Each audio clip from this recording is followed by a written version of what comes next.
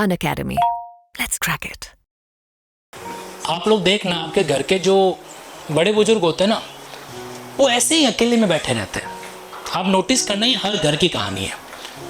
वो ऐसे ही अकेले में बैठे रहते हैं, पता नहीं क्या सोच रहे होते हैं, है ना। किसी से बात नहीं करते, खाने का टाइम होता है उसमें खाना बना नहीं खाते। आपको क्या लग रहा है उस समय, है ना, वो चिंता के दौर से गुजर रहे होते हैं कि जब जंगल का शेर बोल सकता है तो तुम तो फिर भी इंसान हो। कि एक बार अपने पेरेंट्स के पास बैठो, मम्मा के पास बैठो, पापा के पास बैठो, प्यार से बैठो, उनको प्यार से बात करो। हर बात ये कह के पल्ला मत झाड़ो कि सर जनरेशन गैप है।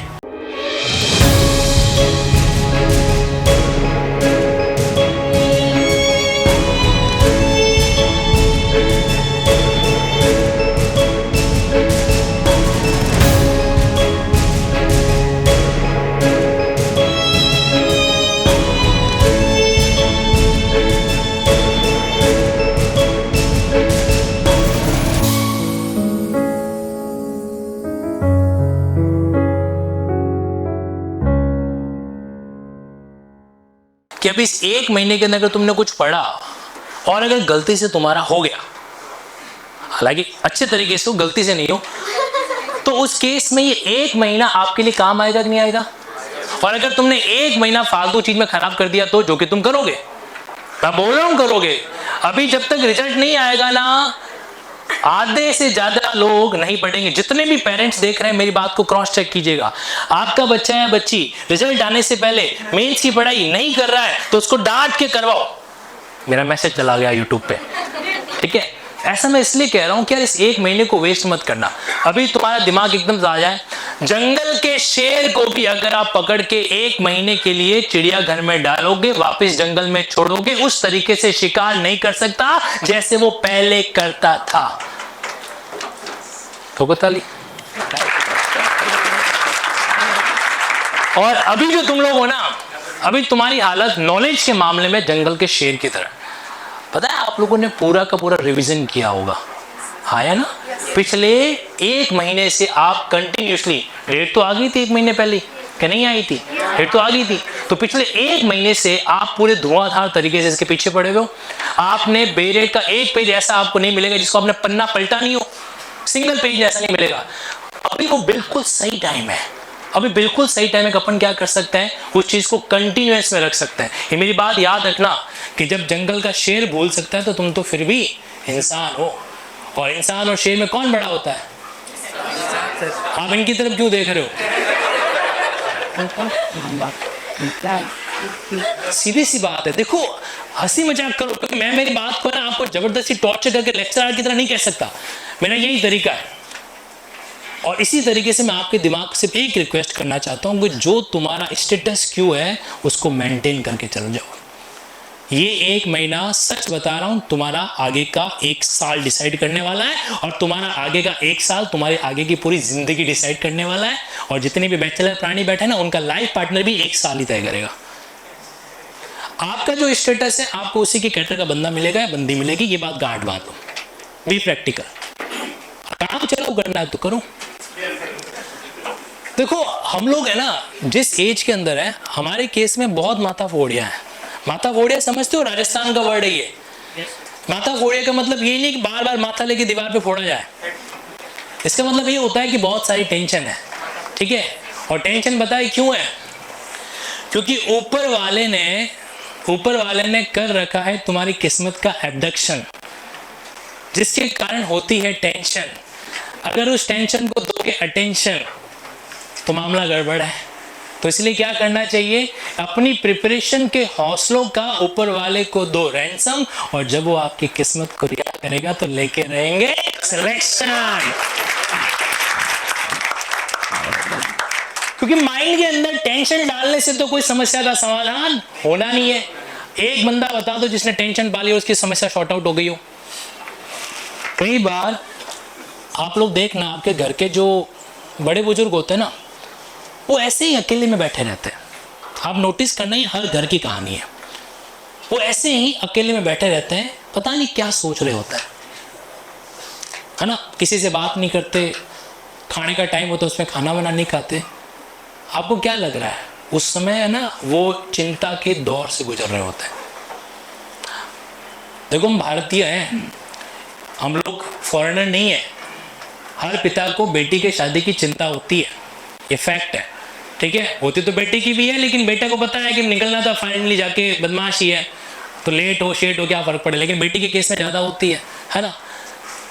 अब आपके केस में आप अगर उनको ये ब्लेम करते हो, जितने भी फीमेल कैंडिडेट्स जो यहाँ पर है और जो कैमरे के अंदर है, उन दोनों से बात कर रहा हूँ, आप अगर अपने पेरेंट्स को ये कह के ब्लेम कर रहे हो कि यार सर घर पे तो हर वक्त शादी शादी शादी करते रहते हैं और इसके चक्कर में सर मेरा तो दिमाग खराब हो रखा है, पढ़ाई वढ़ाई होती नहीं है। हर 5वीं गर्ल्स कहीं कहीं अपने आप में मन में या तो इस प्रॉब्लम को कहती है, नहीं कहती है, होता है ना। मत दो दोष पेरेंट्स को। प्रॉब्लम ये है कि तुम उनके पास में बैठो तो सही एक बार। देखो हम पूरी दुनिया के सामने एफर्ट मार देते हैं किसी चीज को शॉर्ट आउट करने का, बट जहां पे मारना होता है वहां पे नहीं करते। एक बार उनके पास में बैठो और जितना प्यार तुम 14 फरवरी को फालतू में खर्च करते हो ना, उसका 1/10 हिस्सा, उसका 1/10 हिस्सा जो है ना, पापा के पास बैठ के उनको प्यार से अपनी बात समझाओ। हो सके तो आंख से 2 आंसू टपकाओ। इमोशनल जिसको बोलते हैं ना, क्योंकि इमोशन कहते ही सामने वाला पिता पिघलता है। उनको बोलो पापा से मेरे को 1 साल चाहिए, तो उनको प्यार से बैठ के अपनी बात समझा दो कि सिर्फ 1 साल चाहिए और उस 1 साल के बाद में आपको जो करना है वो कर लीजिएगा, ठीक है। तो इससे क्या होता है, तसल्ली मिलती है उनको, क्योंकि बाद में बच्चे ने 1 साल माना है, लेट डू इट। तो ऐसा अगर आपके केस में चल रहा है, मैं ये नहीं कहूँगा आप हाथ खड़ा करके मुझे बताओ, लेकिन मैं आपसे ये रिक्वेस्ट जरूर करना चाहता हूँ कि एक बार अपने पेरेंट्स के पास में बैठो, मम्मा के पास में बैठो, पापा के पास में बैठो, प्यार से बैठो, उनको प्यार से बात करो। हर बात ये कह के पल्ला मत झाड़ो कि सर जनरेशन गैप है, हमारे फादर मदर हमारी बात समझते नहीं है। सब समझते हैं। तुम इतने से थे ना, इतने से लेकर इतने हुए हो, ठीक है। तो उनको सब पता है तुम्हारे बारे में, तुम्हारा कौन सा मामला सही हो सकता है, कौन सा गड़बड़ हो सकता है। तो इसीलिए यार उनका दिल मत दुखाओ। ये मत सोचो कि वो पुरानी परंपरा के हैं, ऑर्थोडॉक्स हैं, ऐसे हैं वैसे हैं। आप समझा नहीं रहे हो उनको। और मैं बात बता दूं आपको, अगर तुमको समझाना नहीं आता है ना, तो तुम्हारा जज बन के भी बेड़ा घर की होने वाला है। ये कड़वी बात और सुन लो, अगर तुमको कन्विंस नहीं करना आता है, क्योंकि आपको आपके जजमेंट से भी दोनों पार्टीज को कन्विंस करना पड़ता है। आपको ये बात पता है? नहीं तो क्या होगा, मामला अपील में जाता है, और अगर हाई कोर्ट में आपके 3 या 4 जजमेंट वापस रिवर्स हो गए, आपका जो प्रमोशन होता है ना, उसके ऊपर कैंची चल सकती है। ये भी बात पता है? माइंड में सेट कर लेना ये। इसलिए जो पावर ऑफ कन्विंसिंग है वो तो बहुत जरूरी है। और हकीकत तो ये है कि हमको उस चीज से बड़ी चिढ़ है। जब पापा आके कोई बात को लेकर डांटते हैं ना, हम उनको बस इरिटेट होते हैं। ये यंग जनरेशन की बात बता रहा हूँ आपको, आप नहीं कहोगे, मैं ही कह देता हूँ, है ना। वो आपको किसी चीज को कहते हैं कि दिन भर क्यों बैठा रहता है वगैरह वगैरह। अब उन्होंने कहा कि दिन भर क्यों बैठा रहता है, आपने इस चीज को नेगेटिव लिया कि यार पढ़ाई कर रहा हूँ ऐसे सुना क्यों रहे हो वगैरह वगैरह।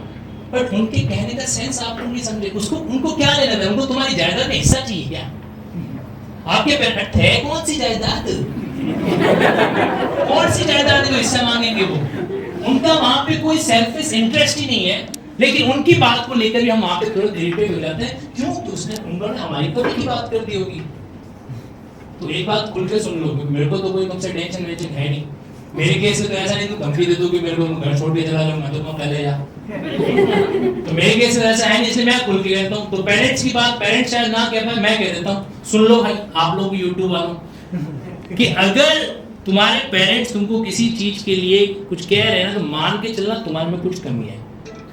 क्योंकि यार एक 5 साल के बच्चे का पापा तो मैं भी हूँ, और मैं सच्ची बता रहा हूँ कि उसके अंदर जो प्यार मैं देखता हूँ ना, वो प्यार पेरेंट्स भी अपने बच्चों के अंदर देखते हैं। ठीक है, तुम 5 से 25 के हो गए, बात अलग है, लेकिन हर पिता हर माँ जो है अपने अंदर अलग ही अफेक्शन है जो रखते हैं। इसलिए ना उनकी बात को लेकर एक बात जरा ये सोच लो कि अपने अंदर वाकई में वो चीज़ है कि नहीं है।